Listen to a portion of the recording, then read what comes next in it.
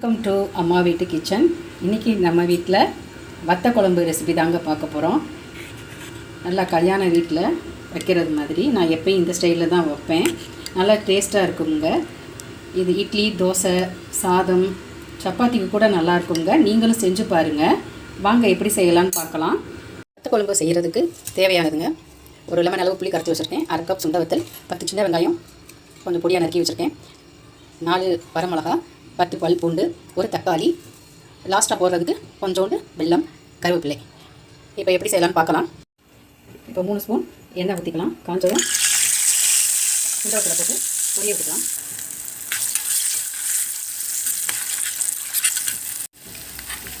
இப்போ அது நல்லா பொரிஞ்சோடனே இதை ஒரு கிண்ணத்தில் எடுத்து வச்சுக்குவோம்.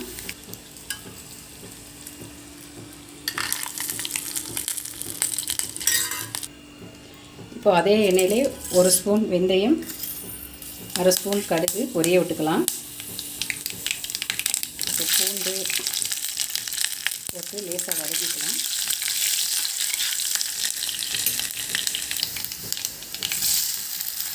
வெங்காயம், வரமிளகாய், கருவேப்பிலை இதை போட்டு நல்லா வதக்கவும். கொஞ்சம் உப்பு சேர்த்துக்கிட்டா வெங்காயம் நல்லா வதங்கி வரும். இதை 2 நிமிஷம் போல் நல்லா வதக்கிக்குவோம். இப்போ நல்லா செவந்து வந்துருச்சு. இப்போ டயத்தில் தக்காளி சேர்த்துக்குவோம். இதை நல்லா வெந்து வரணும், குழஞ்சி வெந்து வரணும், அந்த அளவுக்கு வதக்கிக்குவோம். இப்போ நல்லா வதங்கி வந்துருச்சு. இப்போ மசாலா பொடி சேர்த்துக்கலாம்.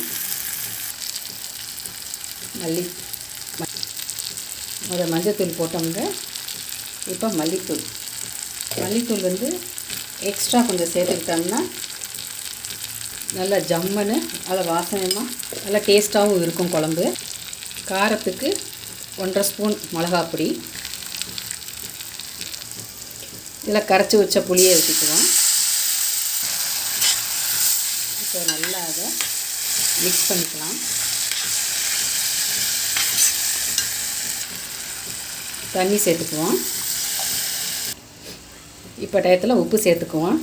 தேவையான அளவு உப்பு, உரப்பு எல்லாமே செக் பண்ணி பார்த்துக்குங்க. இப்போ ஒரு 5 நிமிஷம் கொதிக்க விட்ருவோம். அப்படியே இதை மூடி வச்சு ஒரு 5 நிமிஷம் அப்படியே வேக விட்டுருவோம்.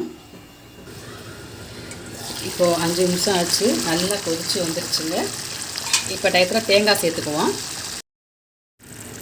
இப்போது தேங்காய் சேர்த்துக்கலாம். சும்மா 2 சில் அளவுக்கு தேங்காய் எடுத்து அரைச்சிருக்கேங்க. இதை நல்லா தண்ணி விட்டு கொஞ்சம் கலந்துக்குவோம். இப்போ ஒரு 5 நிமிஷம் மூடி போட்டு வேக வச்சிடலாங்க.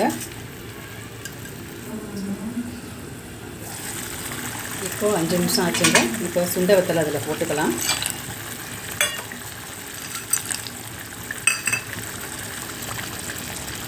கடைசியாக ஒரு துண்டு வெல்லம் சேர்த்துக்கலாம். இது நல்லா டேஸ்ட்டு கொடுக்கும். இப்போ அப்படியே ஒரு 2 நிமிஷத்துக்கு மூடி வச்சிடலாம். சிம்மில் வச்சு மூடி வச்சிடலாம்.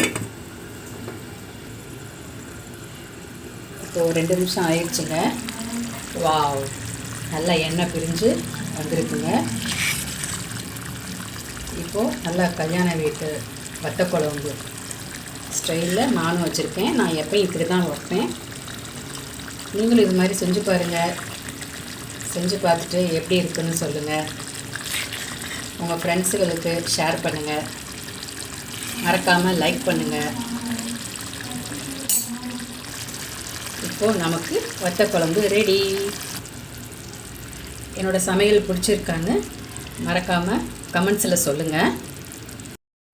அம்மா வீட்டு கிச்சனை மறக்காமல் சப்ஸ்கிரைப் பண்ணுங்கள்.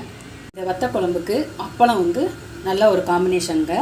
இதோடு சேர்த்து சாப்பிட்றப்ப நல்லா அல்டிமேட்டாக இருக்கும்.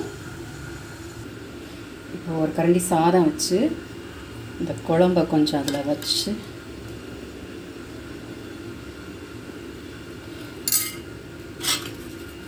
அதில் ஒரு அப்பளத்தை சேர்த்து வச்சு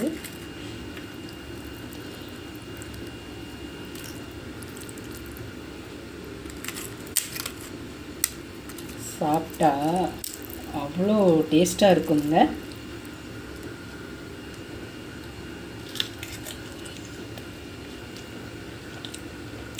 சூப்பர் டேஸ்ட்டுங்க. நீங்களும் செஞ்சு சாப்பிட்டு பாருங்கள். ரொம்ப ஈஸியாக தான் இருக்கும். தேங்க்யூ.